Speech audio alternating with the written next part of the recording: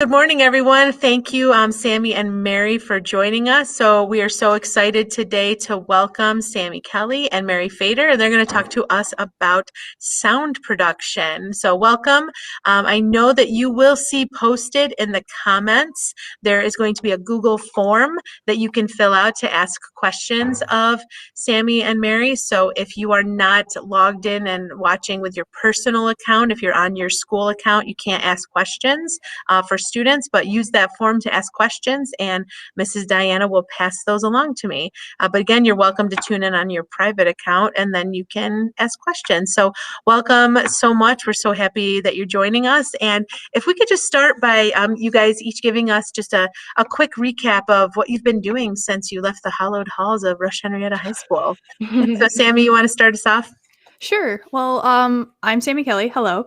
I graduated in 2015 and I got my education at SUNY Potsdam with a major in theater with minors in music business and business administration.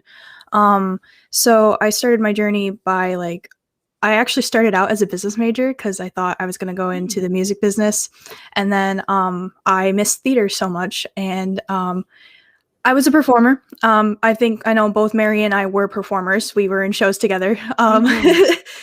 And it was one time I didn't make a show, like as an actor does. And I was like, I still want to be involved. And I got involved in the sound production because I've always been interested in that kind of stuff. And that's once you touch tech, you don't go back. So I got the tech bug and I wanted to experience that from there. And then I realized you could start designing. And then I realized that I could be a sound designer. So I can create music and art in a different form without actually composing like some people do. And now I'm in Portland, Oregon as a lead audio engineer for Lort B Theater. So I kept taking the opportunities ahead of me, and this is where I am right now. Awesome. Thanks so much. Mary, how about you? Yeah, I'm Mary Fator, and I graduated in 2016. And I started to dabble in sound and live sound my senior year of high school, mostly band stuff. So I really knew that I wanted to do something really like rock and roll at that time. But I also loved theater, and I performed. So I decided to go to FLCC for their sound recording technology program, which is a great program. And I was there for about 2 months. And that Christmas, I was looking at jobs online and I found a Jiva ad for backstage crew. And so I applied and I said that I knew a very small amount about sound. And that month they were like, great, our sound person just quit. We can train you. So I really fell into my job at Jiva, but I also dropped everything that I could to do that. So I dropped out of school for a while and just did that work. And I pretty much trained on the job. So I trained through Jiva, and then I went to an apprenticeship in Connecticut through Goodspeed Musicals. And then I started freelancing around the New England area. So I have kind of like the more technical training, more of like a union path that I took. But yeah, I'm now touring with Broadway shows. I just finished touring with Fiddler on the Roof. And now I'm at home with my parents waiting for tours to go back. But I'm very excited to see what the post-COVID touring life and arts will be like. Yeah, so I think that's one of those interesting things is that's a nice segue. So can you both kind of tell us, so Mary, you've kind of started to tell us, but what did COVID mean for you in terms, both of you, in terms of employment and what's happening and what are you doing in the meantime? Yeah, absolutely. So in February of 2020, we heard a little bit about it on the road, and it started to affect us when we were going to larger cities. So when we hit Boston, Massachusetts, the first week of March, we noticed some of the larger corporate policies for like food places changed and stuff. And then all within a week, basically, we went from, hey, we can't meet with patrons outside and like we can't do autographs and stuff. We, as in the actors, I didn't do that. And then we had a meeting saying, hey, we're taking 2 weeks break. I kind of read a little bit about the 1919 pandemic and knew that it lasted more than 2 weeks. So I actually collected all of my stuff because I knew I wasn't coming back, but nobody or very few people in my crew did that. So a lot of people had to deal with going during the heat of the worst part of the pandemic down south to get their stuff. So it really upended our lives a lot. And I am now, I moved back in with my parents. I was very fortunate to have a safe and healthy home to go home to, which very, very grateful for that. And I love baking. So I started working at a bakery. And it's just kind of my side passion and my side project. I know that I'm a lifelong learner, so it's been a challenge, but I'm trying to learn how to do new things, and that's always a good thing. So shout out to your bakery. Where are you baking these days? Yeah, I'm at Donna Marie's gluten-free bakery. I eat Oh, gluten, but it's just a good place to work. And there's actually a new location at the regional market in Henrietta. So oh, if that's anybody nice. has celiac or anything, all right. Gluten really free. There we yeah. go. All right, Sammy, how about you? With me, it started happening around March when it started because the outbreak in Seattle really happened, or like the Washington area. So we were keeping a close eye on it. I was actually in tech and for Curious Incident of a Dog at Nighttime. If you guys haven't read that book or read that play, highly suggest it. First off, very good. But it's also very, very complicated. It's like a very complicated play, and I spent 80 hours a week like trying to figure out the technical stuff for it. So it was a lot of work.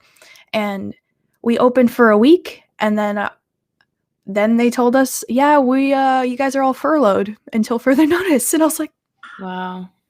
cool. So it was just really, really, really hard because the company I worked for is just like so passionate about our technicians and our actors and stuff. It's just like we're all one big family. So it's just really, really hard for everyone to tell, yeah, you can't come back, unfortunately. So it's just like it was really, really hard, especially putting in 80 plus hours for a show that was open for a week. And it was really hard, but like at the same time, it's like it was a big learning experience of like how important the arts were to me.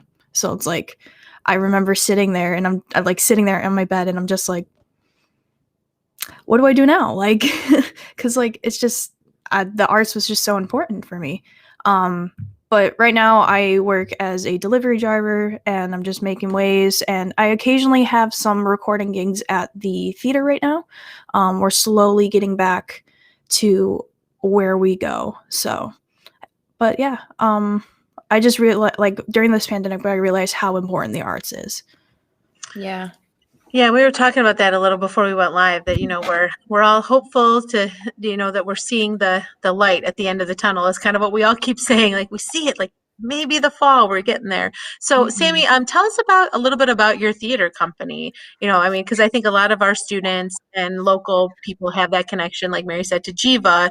That's kind of our local, RBTL brings in tours, but Jiva does their own thing. So tell us a little bit about how that company works and Yeah. how the shows are put up at your facility. So, I work, if for those of you who don't know, I work at Portland Center Stage at the Armory.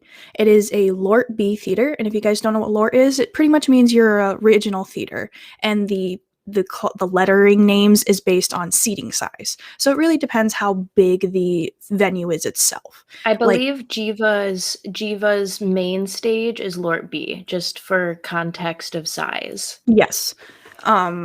Just to give a little bit of a comparison. It's not like, oh, it's B rating. No, it's just size. Because that's what I first thought. I was like, oh, it's like a rating thing, but it's not. But Portland Center Stage is based why we're called Portland Center Stage at the Armory is we actually have two theaters in an old Armory building. So like, So there used like Main Street at the Armory here. yeah. Mhm. Yeah. So it used to be an armory building for like weapons and stuff, but like and it's very old and but like when you go inside it's so modern. It's like beautiful.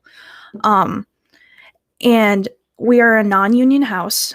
For those of you who don't know, a union is usually based for like it have certain rules for like loading in and touching things and stuff. So for tech people, we are not a union. So it's just like we have more free reign of things, I guess, per se. But we are a union and non-union for actors. So I work with both actors equity and non-actors equity people. So there are rules that I have to abide when I have to approach an actor. I like say I have to put a microphone on an actor, be like, can I touch you? Because that is the first rule of like working with an equity actor. Because union, you can get in trouble with the union that way. And it's very similar. I'm assuming it's very similar here back in Rochester as well. A lot of the rules abide, like it's a universal thing. But our executive director is a woman, which is actually very, very rare lately.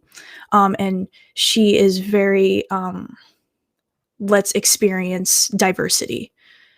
Which is great. And she wanted to bring diversity to Portland and understand that this is the type of theater you guys need to experience in Portland. But even though Portland is a very diverse city to begin with, it's just like I want to bring more diversity to Portland.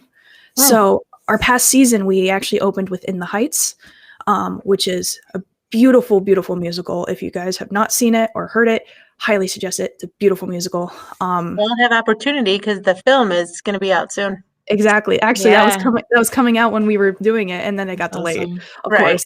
Yeah, I can't wait. That is a beautiful show. And everybody's all about Hamilton. They don't know necessarily where Lin-Manuel started within the Heights, and it's a brilliant show. It's a brilliant show, and it's about him. It's very much about his lifestyle in Washington Heights, and we also did like lots of people of color, a lot of people of color plays. So we did Schoolgirls or African Mean Girls play. It's like an African American Mean Girls play. That one was very, very good. It gets it was a lot about skin color and how skin color has an impact on society. We also did Hedwig and the Angry Inch, which I actually mixed, which was really fun. That's a lot of that swings more towards the LGBTQ community, which is very, very good. So as you can see, we had a lot of different kind of variety of diversity. And also with Curious Incident, that dealt with people who were not neurotypical as well. So because it's about a boy with autism. So like, again, we are spreading that diversity and spreading awareness through Portland. And because we have such an older audience usually for theater, it's bringing that awareness. And that's what theater does. It just brings awareness of like other types of societies, other types of people and stuff. And that's what our executive director really, really likes to do. So like this past season before COVID hit, we were supposed to open with Hair. And Hair is really, really good too, about just experiencing different types of cultures and different types of ways of thinking and stuff. So that's what I really, really like about this company, because we spread a lot of information and diversity to people, and I always feel welcomed when I walk in, which is awesome. Yeah, that's incredible too. And just the idea that it's not about representation matters, and having not just, actors of color or of differing abilities and capabilities, but also telling the stories. I think that's really, really significant and wonderful that you're able to do that. That's brilliant. Mhm. Because that is, you're right. Theater opens that door. And I wonder, do you find that has impacted your audience? Like the people who are coming through the door, are you seeing like a younger Oh yeah, crowd coming in because especially of that? especially when we did Hedwig and the Angry Inch, it opened up a whole different like demographic, I guess you would say, because Hmm. Hedwig is it's a cult classic, Mhm. and it's kind of like Rocky Horror for those who like Rocky Horror. People will come in and they would dress up and like Awesome. it's a very interactive kind of show. Like Hedwig would like sit on your lap and like play with your hair and like stuff like that. It's a very kind of that kind of show, and it just opened a whole demographic to the theater, and it's just like, oh, this theater also does this kind of shows too. Maybe I should be, maybe because I liked Hedwig, I might like this. So it's just like it's taking that risk, but it worked, and it like Hedwig was full like every night for like 2 months. So That's awesome. is that an average run is 2 months an average run for your shows? 6 to 8 weeks, yeah, roughly, give or take. I knew this was going to happen. Whatever. We'll just be in the dark today. Awesome. So I love that. Mary, what have you found? Because were you on Fiddler when it came here I last year? wasn't actually. I was working at Goodspeed Musicals when. Yeah, I think I was working at Goodspeed Musicals when so before I got on Fiddler, I did a show with Goodspeed it was based on Cyrano de Bergerac, but it Mm-hmm. was Peter Dinklage's wife is a director. Oh, He nice. is Tyrion in Game of Thrones for Mm-hmm. anybody. And she does a lot of adaptations. She did a full female cast of Macbeth called Macbeth, and so they did a show. They did a musical adaptation of Cyrano, and I worked on that there, and it was one of the best experiences because there was a lot of screen actors on stage, and it was interesting to see how they differed from being on the screen and being used to being able to cut things all the time to just having to go. Like the show must go on. You can't flub when you're on stage. Film and live theater are very different. Yeah. But very similar. Yeah, so I've spent a lot of time just learning through mistakes, and I don't think that was the answer to your question. I'm sorry. I don't even no. I love that it went there. There's no right answer, Mary. We're never All right, great. you know. Yeah. So you were doing that, and then when did you join Fiddler? Yeah, so it's hard to remember the connections, but I was at Goodspeed and I got a text from the first sound designer I worked with at Jiva. And he's a New York City sound designer, and he does a lot of like associate work, kind of like the underbellies of the sound world in New York City. And he texted me and he was like, "How would you like to be the new A2 for Fiddler on the Roof?" And I thought it was a joke, but it wasn't. And so it was just kind of like somebody I worked with knows somebody that I also worked with that are like, oh yeah, she's cool and we might trust her to do this. So the audio engineer for Fiddler on the Roof ended up going to the band's visit. So a lot of the time when you're on tour, there are people that like just like to stay on tour. So people will jump from show to show, and that means people need jobs, or the job is missing. So the A1 for Fiddler ended up leaving to A1 for band's visit, and the A2, who is the assistant, ended up taking the head position. So they needed somebody, and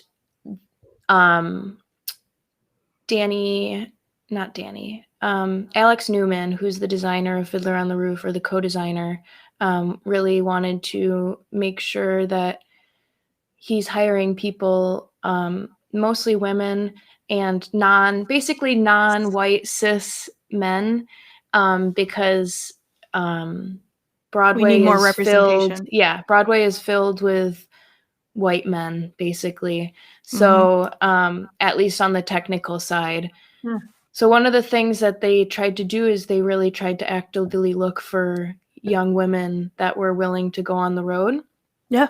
And so I'm very thankful to have mentors. I think that if you are interested in going into technical theater, mentorship is one of the biggest things, probably in any job, Oh, truly. 100%. But I got my job through Fiddler, basically through word of mouth. That's how you get it. Yeah, Once and you're in, you gotta be a good representation. You gotta have a good professionalism, and then you just get job after job yeah, after job. and that professionalism is held up. Like I've seen people lose jobs after one stupid mistake, whether it be something they said. Mhm. Like you can say something bad and everybody will hear about it. So it's really, and you learn that quickly that you not only have to be good at your job, but you also have to be a good person. Theater is a small world. Yeah, it's very small. It's very small because actually there was one designer I worked with, and I'm friends with a couple costumers. When you're in when you work backstage as an audio too, aka like you're the microphone person backstage, you become friends with the costume people. You are friends with them. So I follow a lot of costume people, and I worked with one designer, and they're like, do you know this designer? I was like, yeah, I know this designer. They're like, oh my God, I worked with them here. And I was like, no way. And it's like, it's just crazy how small of a world it is, because someone I worked in Massachusetts worked with someone I work with in Portland. So it's just like, it's crazy. I think it's a really important message for people to learn and learn before they get out there that, you know, be careful what you're saying and how you're behaving, because you Mhm. don't want to be the person who's running their mouth or backstabbing or, you know, letting rumors fly and being the, you know, the little tittering that happens a lot and can Yeah. happen, you know, when there's drama, you know, Yeah. the drama sometimes spills over, and that can have a lasting impact on Mhm. your saleability as a professional. So I think that's a really important, thank you so much for talking about that, because that's a really important message for, I think, students and Yeah. anybody honestly in life to get that, you know, especially in today's society, people listen, and you know, there's always recording, and especially if you're in sound, right? There's Yeah. the mic gets switched, everybody can hear what you're saying, and Yeah. and it's really important to just be aware and just always look out for, you know, and that's what I try, like lead with kindness. Like everything you Mhm. do, just do so with kindness, and you'll be okay. So I Mhm. think that's just a wonderful message for people to hear about, you know, running your mouth could backfire on you, and Yeah. you have to be thoughtful about how you represent. And I love, Sammy, you said, you know, you have to represent yourself, and you have to Yeah. create, you know, because you're in charge of your reputation. And look at how, you know, Mary, and I don't want to put you on the spot, I didn't look at your bio carefully enough, I don't think so.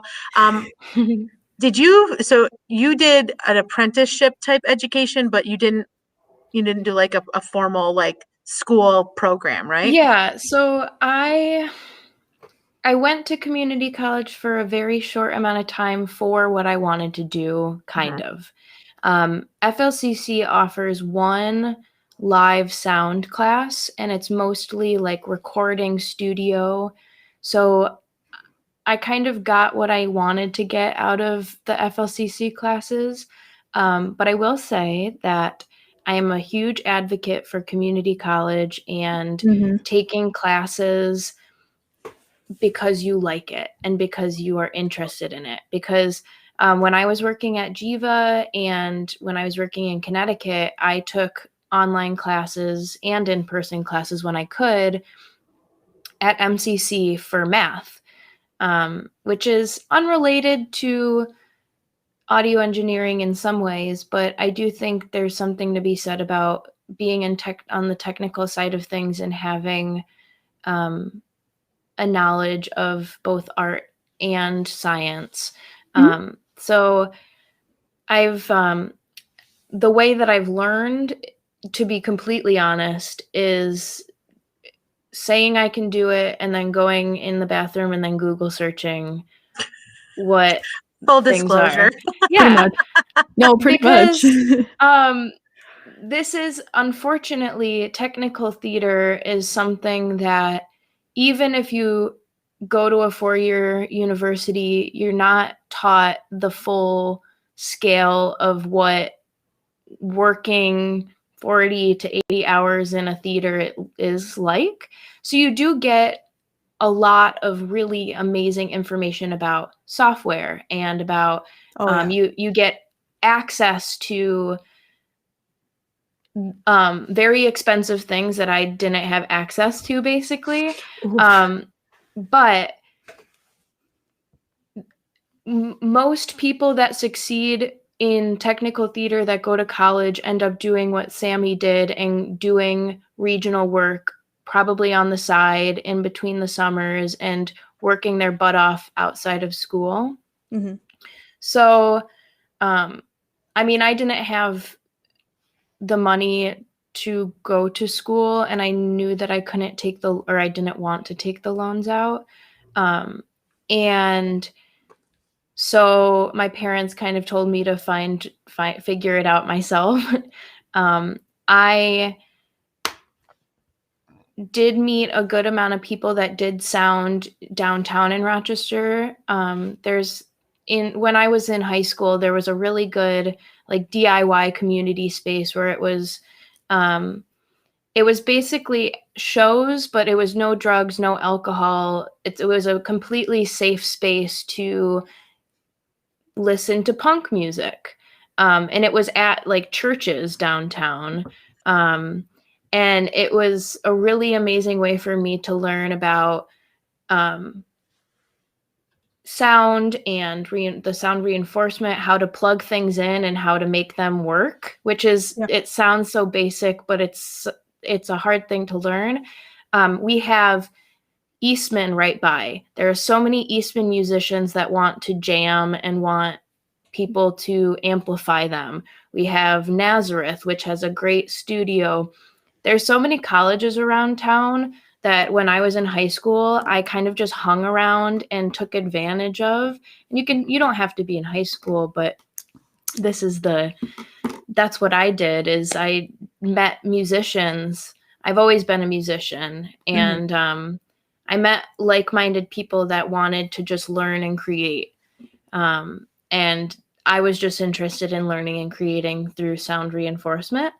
Because I think concerts and theater, it's such a amazing thing that I think everybody should be able to have access to.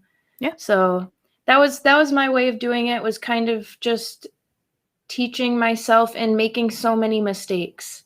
So many people have allowed me to make mistakes under their wing. And I think if you find a good network of people that trust you and trust that you have the potential to succeed, then you can do anything. But with technical theater, that's really important. Yeah. Oh, you guys just blow me away every week. I'm just like, it's like the highlight of my week to talk to you guys, because it's just so edifying to hear how, I mean, you guys it's not like you've been gone that long, and you just are It's so weird. I know, but just the way you speak is just so clear, and your advice is so fantastic. I'm just sitting here, and I'm a crier anyway, but I'm just getting a little, and I didn't work with either of you very closely when you were here. I watched you perform, and Sammi, I knew your brother very well. I wrote one of his college recommendations, but just it's like the pride I feel for how you guys just are. I'm so impressed. So thank you so much. And I think a lot of it has to do, or I mean, I credit a lot of my hard work and passion for the community of theater from Rush Henrietta. Oh, and 100%. I mean, both of us were huge singers, kids, and theater were singers. very dedicated to everything we did. We were those people you would walk into the music wing and we'd be doing crazy stuff, and we'd be in a practice room. Like we were those kids. Like, yeah, we were performers, but like, yeah, look where we are now. We still have that passion for music. We still have that passion for creation, but just in a different way. And that's okay. Like, I like to tell people I play pretend for a living. Like, it's awesome. Yeah. I think that it's important to have a safe space to be able to do this. And I definitely felt like comfortable to express myself in high school, and I carried on a lot of those lessons. Yeah, it's so wonderful. I haven't been seeing any questions. I hope this is working. Mrs. Diana, if you could just throw a comment in because I'm not seeing anything. So I'm worried that this isn't, I'm worried that this isn't giving us chat overlay. I don't even know what that is. Let me, oh, nope, I don't want that, but that's cool for the future. It would put the questions up on the board. So Mrs. Diana, if you could type, oh, there we go. I have a question. Yay, it is working. Yay, Mrs. Diana, what's your question? Of course, she's probably typing it and we're on like a 30-second delay. I know, right? I guess, oh, thank you, Mrs. Quinlan. Oh, Mrs. Quinlan. Mrs. Quinlan. Yay, wonderful. That's Thanks. awesome. Thank So you. any questions, please share because I think you guys are such a wealth of knowledge and we have so many students. I was telling Sammi and Mary before that for our high school show right now, we've got, I think about 33 cast members, but we've got like 36 crew members, which is, it's amazing. so we've got so many students who are interested in the technical, oh, what is the saying? Show. Why is it not letting me? That's so weird. Oh, there we go. It's so bizarre. What is happening?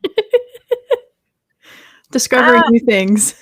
No, but it's okay. From me, what would you ask a costumer to do to make your life easier? Oh, that's a great question with miking and all of that. So what would you guys ask costumers to do to make your lives easier as what did you say, Mary? The mic people? You guys said the mic people. Well, there's terminology that people don't understand. Like there's audio 1, audio 2. Audio 1 is explain that. Oh, Please yes, explain that. Audio 1, there's audio 1, audio 2, and audio 3.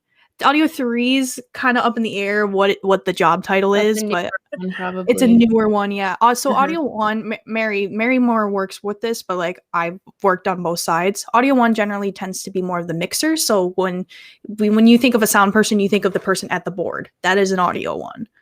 Generally, yes. And on audio 2 is generally someone who is backstage that works with if a guitar goes out, if a microphone goes out, if a speaker goes out, they're backstage ready to fix the problem. And the job of an audio 2 is to fix the problem before the A1 can notice it. Yeah, pretty much. Yeah, the A2 is the problem solver. I like to joke that I don't have a job until everything goes wrong and then I have a job. Because honestly, when I'm backstage on tour, I've listened to Fiddler on the Roof for an entire year straight. So I read books backstage until something goes wrong. So for the costumer question, to answer, I guess because the A2's backstage, this is less of a costume suggestion, but it can explain how our worlds work together. One of the biggest things is mic belts. Those are so nice. Mic belts. Most of an A2's job is dealing with the little pack that connects the microphone on the person's head to the soundboard in the back. And those packs have to go somewhere. So for people that wear bras, sometimes they'll put them in the bras. And for other people, they'll use a belt. And somebody's got to wash the belts. Somebody's got to deal with the belts. And from theater to theater, it always varies who deals with them. At a union level, with that, Yeah. So at a union level, the belts are always handled by costumes, but yeah, that's how we do it. Which is nice because I don't have to deal with it. But that's definitely one way our worlds intersect. And another thing is like if something goes wrong, I have to get underneath all of that clothing to get to the problem. So making sure that a costumer understands that and understands that I don't want to ruin the costume. I want to make your life easy, but I also have to work in the next 20 seconds and get the problem solved. So having like like a right-hand man or somebody that I can work with. Yeah, communication and just talking it through. Hence why you their become friends with friends. the costume. You Well, and have to that's be buddy buddies. right, there has to be, I guess it's like a point of entry almost. Like, where can I get to this? You know, I need to know where the mic pack is. How can I Yeah. get to it to adjust it or So service I it? worked in Massachusetts at the end of my senior year of college. So like my summer, my senior year, I worked on a pre-Broadway show called Rock and Roll Man. And so that was a brand new show, didn't know the show at all. Like we were figuring it out as we were going. I became friends with the costumes, and like I had a routine where it's like, oh, this person has a wig change, and it's like, okay, make sure you're here, Sammy, at this time after this song, just so you can watch the mic, just so it doesn't fall out of place. And I'm like, okay, cool. And then there'd be other times where I'd be like, I need to get in there right now. I know this is a 10-second quick change, but I need to get in there right now. Like, Yeah. it's a lot of boom, boom, boom. But like, if you have a good communication with costumes, it's from the start, you just got to be like, I will be open with you if you be open with me. Yeah. That's for costumes. I think that's probably how you would make life easier. And if you're on a, oh, I'm sorry. Go ahead. If you're on a show with, if you're on a show that's heavy with dance, like these are just some things that you got to think about as an A2. If it's heavy with dance, you're going to deal with sweating. Oh, yeah. So that's one thing that you got to deal with. And you'll have actors come up to you and be like, I'm so sorry, I'm sweaty. I'm like, that's part of my job. Like it's just something. We have techniques for that. Yeah. So, and then if it's a heavy costume show, part of your job is monitoring, because they're taking things on and off all the time, you got to make sure the mic stays in the same place. So sometimes, it sometimes depends on the designer and what they want, but a lot of the times the designer will ask for an A2 to have a track. So part of my job will be just watching a costume change and making sure that nothing goes wrong. So costumes and sound are kind of besties because of that. And they're also like mortal enemies because if something goes wrong, Whose fault was it? Yeah, exactly. Well, and I think that's cool because, you know, Sean and Ryan last week talked about tracks, and we keep hearing that number that actors have their tracks of what's your walk of the show. Same thing. We have tracks too. Yeah, it's so awesome to know that it's like there is this common language that everyone's. Dance. Yeah, and I think that's brilliant. And if you've seen my paperwork of like certain tracks I have it all color coded, and it's like where to go. This is a wig change. This is a major set change that I need to be there for. Like, and that's one of the. Go ahead. That's one of the hard things about tour is that you're changing the house every week or multiple times a week. For the setup for sound, pretty much the union houses are empty boxes. So we put the entire show in to an empty box, essentially. So lighting, like the tech side of things is pretty easy, but for the actors, they have to change like their brains every week. Like, oh, my dressing room isn't on stage left this week. It's on stage right, and it's up 5 flights. Oof, so that's one thing. Or just like forgetting where the green room is because last week it was downstairs and this week it's upstairs. Silly things like that mess with your track on tour versus when you're in one place. Because when you're in one place after like week 3, it runs like it's machinery. Like second nature. Yeah. But every week, every Tuesday, you get that, oh no, we have to figure it out again. Every new show. Yeah, I think that's interesting. And so with the tracks, that's something that you personally are responsible. Like Sammi, all you're talking about color coding, that's all on you to plan out, right? Nobody's like handing you that piece of paper. Like, so yeah, you every person has a different paperwork. So if you compare my paperwork to Mary's paperwork, we have a completely different language. I actually, when I A2'd, I asked Mary for some paperwork samples because I've never A2'd, and then I was like, can I just see what you've done? And she's like, yeah, and she sent me some paperwork, and like I've used it as a guideline, but I didn't copy it because that's plagiarism. We don't plagiarize.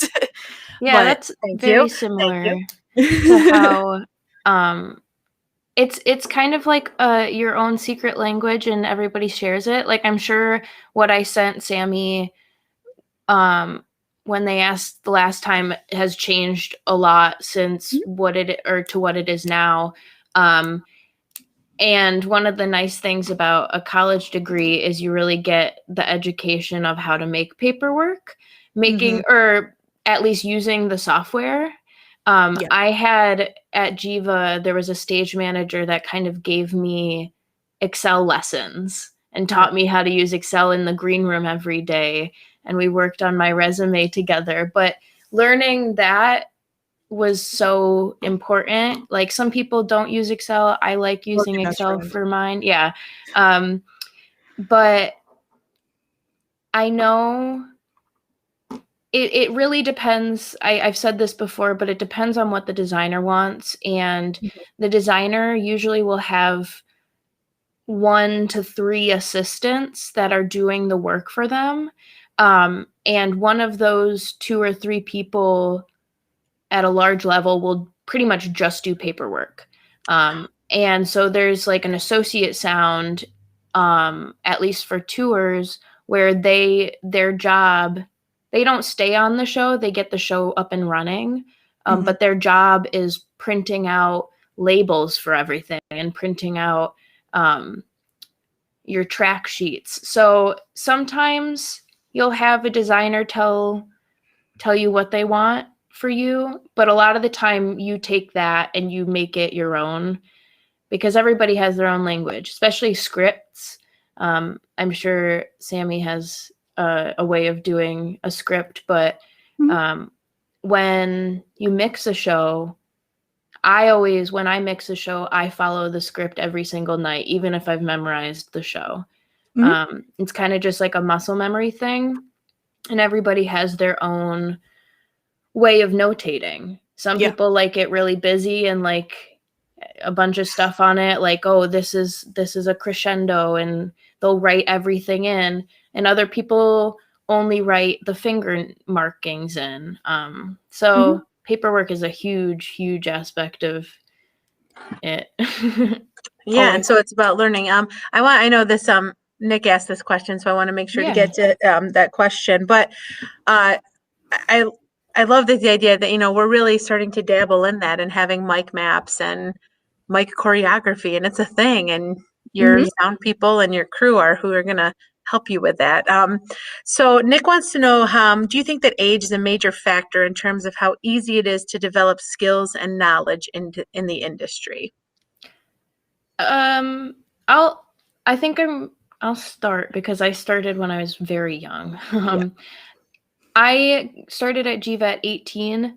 I don't think that age has anything to do with how easy it is to develop skills, but I do think that age is a thing in the industry, and being young is difficult in the industry. If you're under 22 and you're in the industry, you get a lot of slack.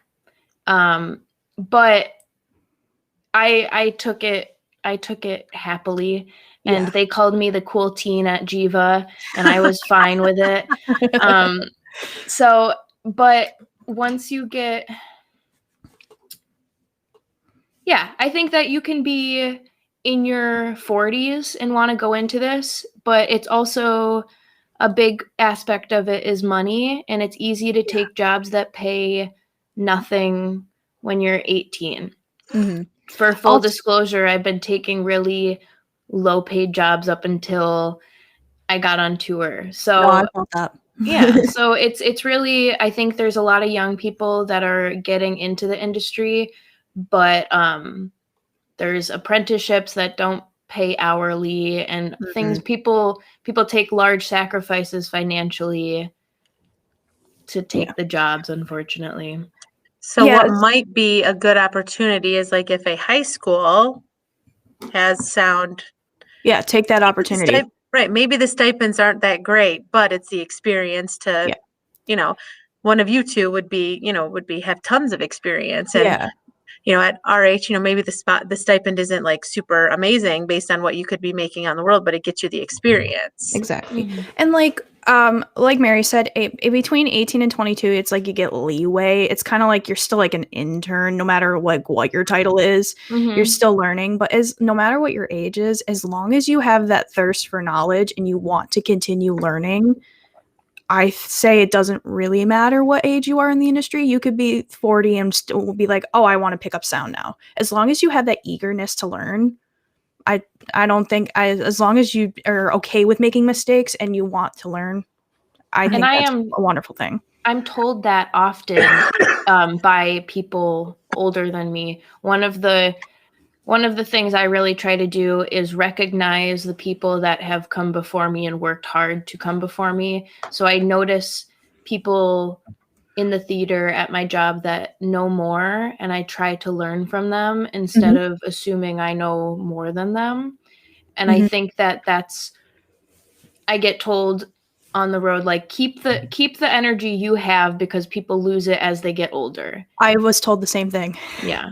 So having an eagerness to learn and not become complacent, because especially with technical theater, everything changes within a year, or even theater in general. It's constantly changing and constantly developing.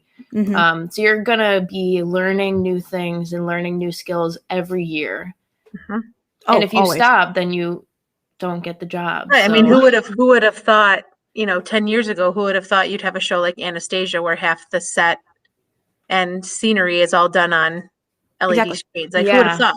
And so I think that's a really important lesson too, that yes, you might come as somebody just out of college or just out of an apprenticeship. You might have all these skills, but there are still things that have been established. Just find a way to blend and keep learning and go forward. Even during COVID. Like even during COVID, I actually talked to a sound professor not too long ago because I'm actually looking into grad schools. But like, yeah, he was telling me that there's for those of you who don't know, there's a software called QLab, and that usually helps with sound effect playback. It's a very, very good program that helps with playbacks. Learn QLab.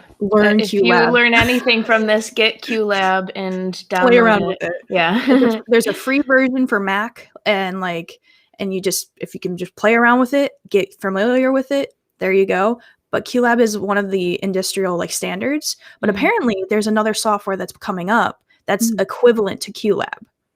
So that's another thing that was coming up over COVID. So I just learned about that, and I was like, I got to get on that because clearly that's probably going to be used in some theaters. Who knows? Yeah. But so it's like the education has to be sometimes self-directed.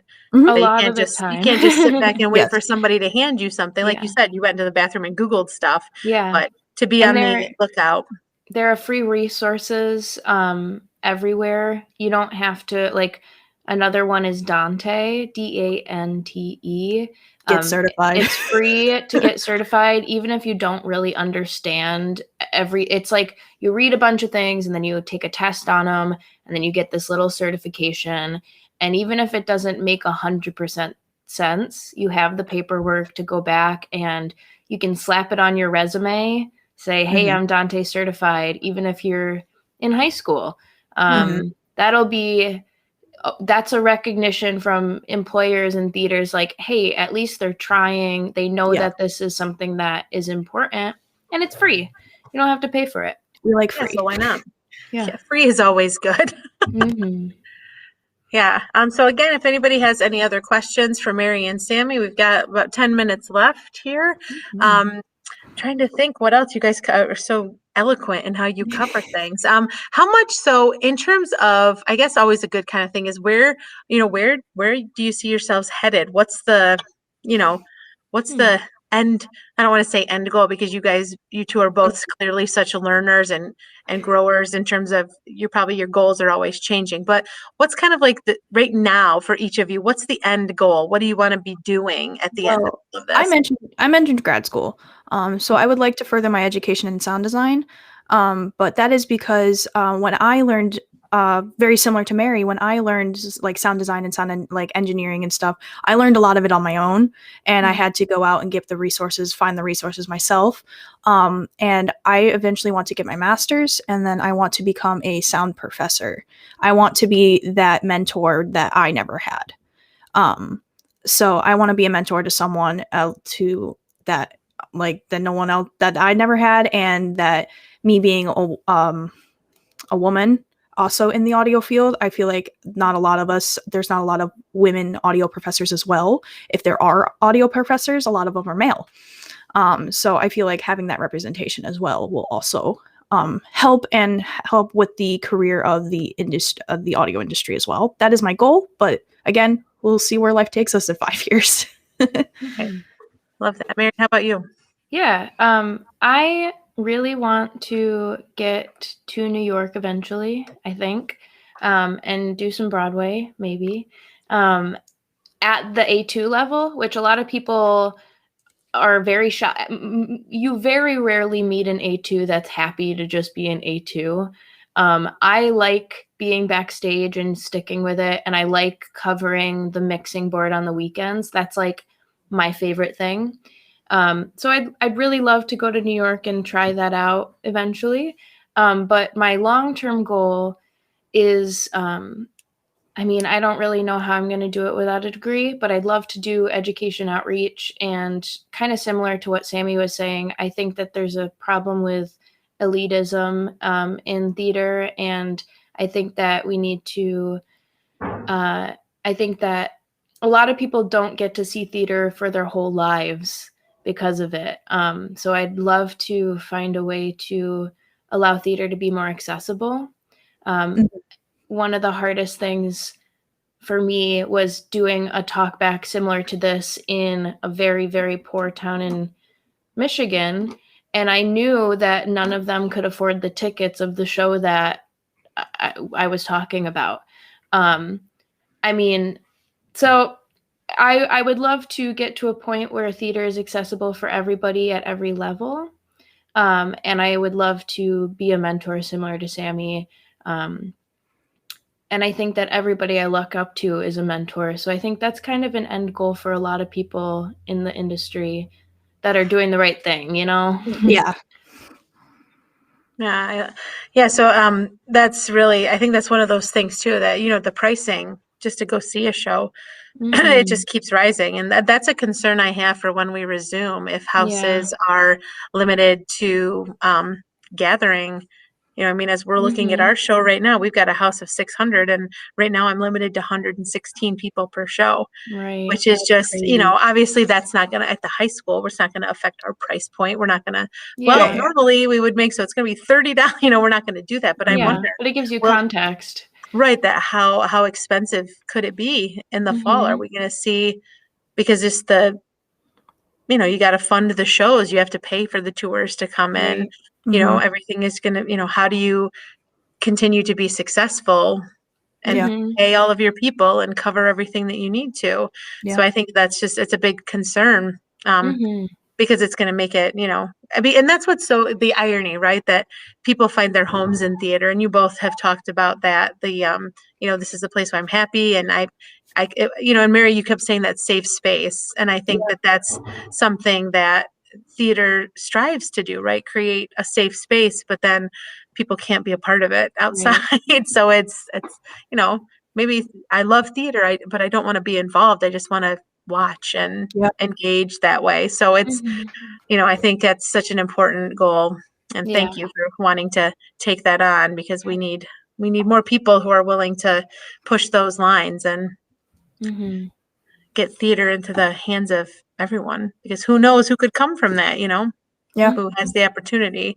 Is there anything else you kind of think that would be, we don't have any questions popping in, but any, last pieces of advice, or you guys have done such a good job of suggestions one and of advice. One of my first unpaid internships I had was at JCC in Rochester. So if you can just literally reach out to any theater, literally all I did was send an email.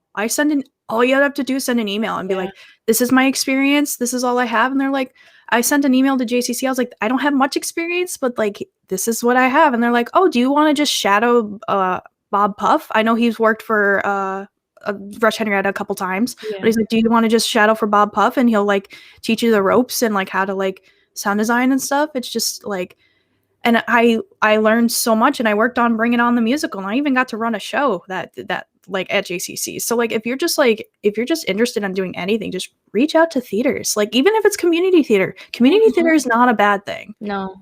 Yeah. It's not. Community, especially I think we forget because we're in a suburb that we're around a city with so much enriching art and theater.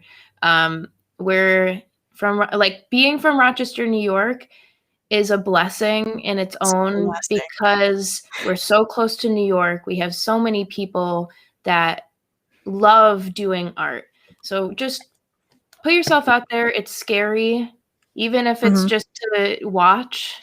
Yeah. Even if you just want to watch somebody. Rochester is a beautiful city that actually has a lot of culture that I didn't realize until I left. I think a lot of people forget that until they leave. Yeah, and I think that's lovely that the idea of that, community, some of our local community theaters are ridiculously amazing. They're talented. The shows they put up and in all aspects, the amazing costumes, beautiful sets, and all of the stuff that you go and listen and, you can hear it. Well, that means there's people who are doing a good job. And that a lot of time it is volunteers who, hey, if it's another pair of hands, come on in, They're always, I know community theaters are always looking for pairs of hands, like just volunteers, like, and that's how you get your experience, and that's how you build your resume. And then just by that volunteer experience, then you can get your next paying gig and just be like, oh, we'll actually pay you to do this. And you're like, what? When you get your first paycheck for doing something you love, you're like, this is amazing. I don't care even how much it is. It just, yeah. I mean, yes, but all right. Awesome. Thank you guys so much. Oh, thanks, Mrs. Diana. So she's saying so wonderful to see you so both. Oh, Mrs. Diana, backbone, man. Mrs. Diana. Yeah, Mrs. Diana. So much work. All right. So thank you guys so much for joining us. It's been really wonderful hearing your stories and just such beautiful things that you had to say and so much good information that I keep learning too. And this has meant so much to me. And I thank you both for taking your time to be with us. So thanks so much. And if you didn't see it, I hope people will be watching the replay. And thanks, everybody. Take care. Thank you. Bye.